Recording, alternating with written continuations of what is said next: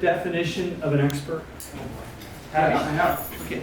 It was one of the most relieving definitions I've ever heard in my life. The definition of an expert is somebody in a very complicated area that solves complicated problems over and over again. Will you accept that definition? I will accept Okay, that. that's what the store is. When people come in, you're talking to experts, people that know how to solve this problem that you have. You're looking for a piece of gear to do a job, right? And the reason they come here is because there's an expert in the building. They can ask the people on the internet, and you know everybody on the internet has 25 years experience, including the 14-year-old in Waco, Texas in his underwear. Right? I'm sorry, it's not true, but these are real experts. And the fact that they started as a bass store, but they've become a guitar store, that's one thing. But you've got a room full of experts when you walk in here to have your needs tended to. And I want to honor you. And look how many people came because you started the store here. And you did a great job. Thank you very much.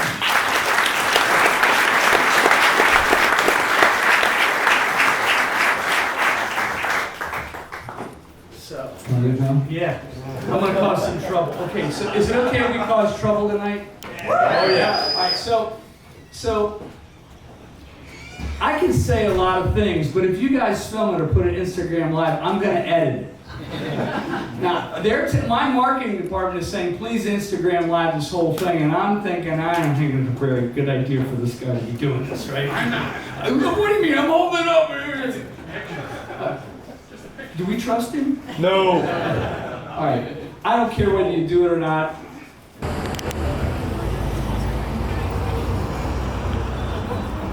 Yeah, we know not to throw anything away. He'll make a guitar out of it. Use your water.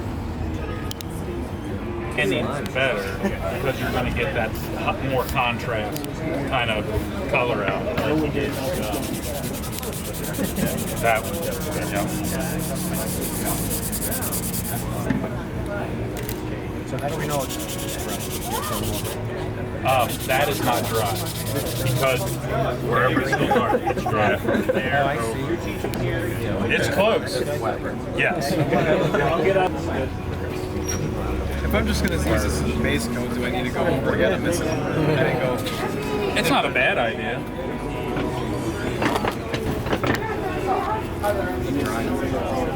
Yeah. What about like palm oil? Yeah. Linseed oil? Looking good. Do you get to keep that? Yeah. Sweet. I just need to sand it some. We use a combination of linseed oil and like lemony, pledgy kind of thing, and that, the lemon scent just covers up some of that mineral oil or that linseed oil smell. But it's important to really get that in your fingerboard so they dry out. Is there a piece of white over there with that? Probably. That's kind of nice. I'm just going to sit back here. Hey, also, take this serious because this is how I steal other people's ideas. So, How do I do that? nice. That's like my dream. Oh, and this one you would appreciate, but I mean, obviously, it's watercolor. It's not like a big deal. And D'Angelico did it, but it's not as cool as mine. Like, they actually built the guitar. They didn't do a PRS. What's going on over there, Mark? What's up, Sam? You want to see a piece of wood? I've done so many. I did a great one. Want to come see a piece? They got a It came out. block on top. I don't know how. I'll show you. Oh, fine. Awesome. Everything all right? Yeah, that's a good color.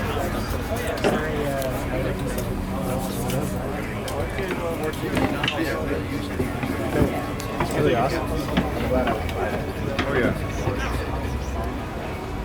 So how do you know they're staying? What are you looking for? Yours is pretty wet. Yeah, but like...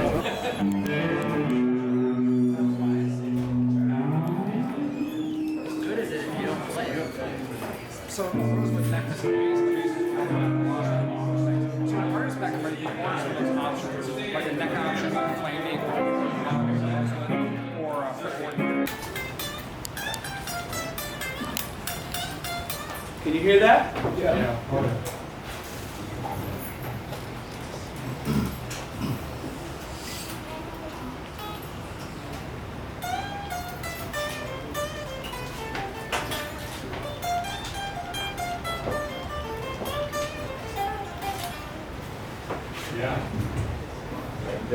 Cool.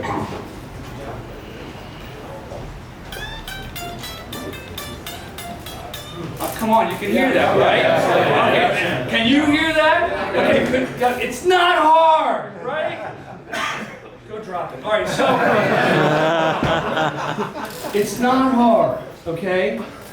And they have brought me real old guitars that were made by my teachers, and I've lost some of these shootouts or been even with them, okay? But we can do this over and over and over and over again, and you can hear the difference. No matter what pedal you put on it, no matter what you do, it isn't going to be the same. Now that guitar is choking out. Choking out is because the strings are too low. The fret in front of the note is choking it. A repairman can make that better. But it still sounds wildly different acoustically. And you can hear it in the room, no problem. And what I'm suggesting is, if you're going to end up loving the guitar, you better find something that's singing ah instead of ee. One sounds like a dolphin and one sounds like a choir singer.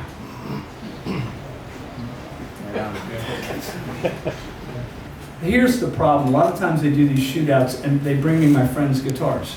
I'm friends with most of these people. But it's fair. I didn't decide which one it was. You guys decided which one it was. And you need to hear or oh is better than e, right? It's a vowel sound. The thing's making a vowel sound. It's in every note that you play.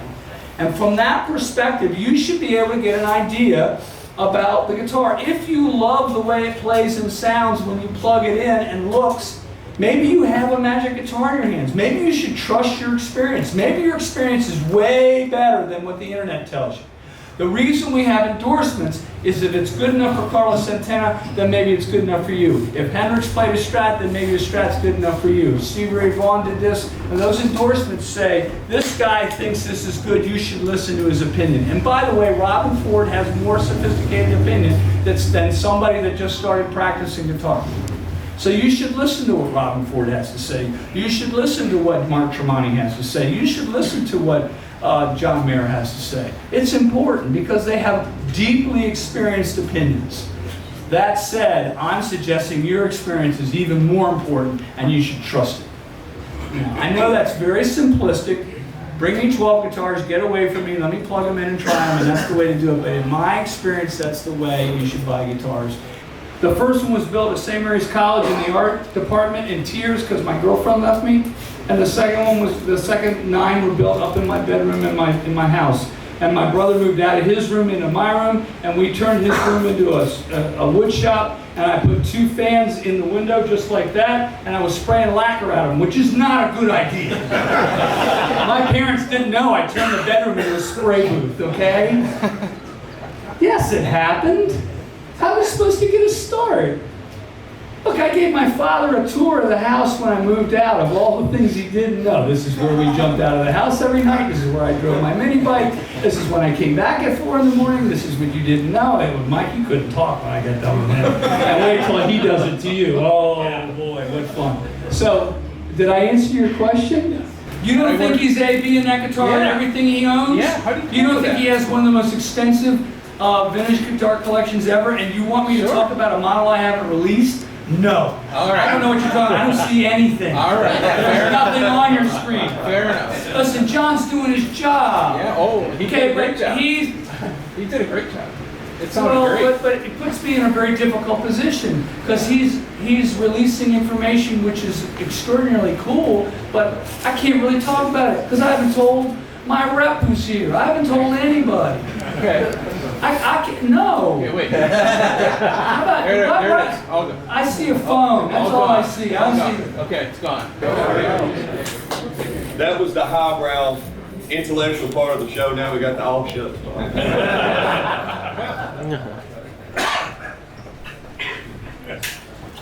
There's no bigger words than that, I picked some arguments. And I agree with most everything you said. Most everything you said. Well, then I couldn't hear everything, so it wouldn't be true. How about that? Is this a new guitar for you? This I got this yesterday at 6 p.m. I'll talk on this, Mike, and you talk on that. You got this guitar when? Yesterday about 6 o'clock.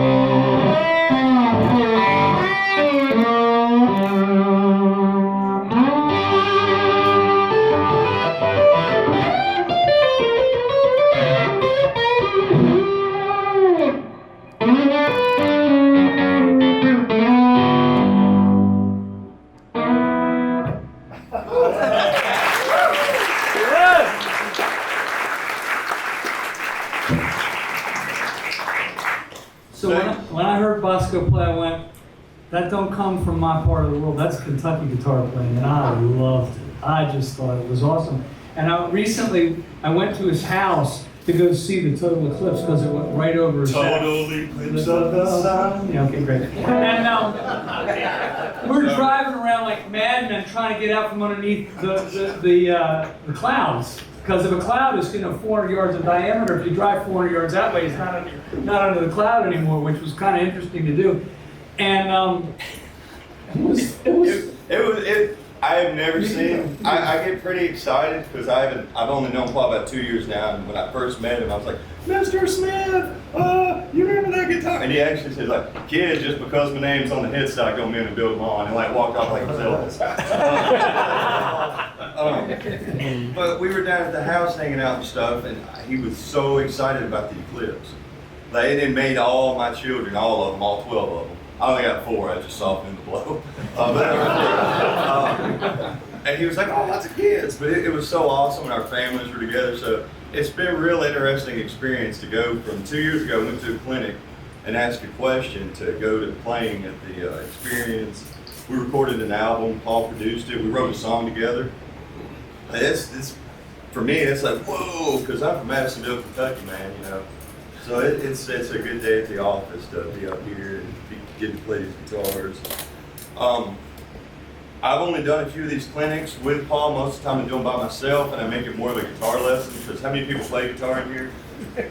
Or are married to someone, or annoyed by someone, or live by someone? So we recorded a CD. Normally people play the tracks, and that's all cool if you know that person, but people are gonna be like, man, who's that dude? So I thought maybe talking about some slide guitar techniques.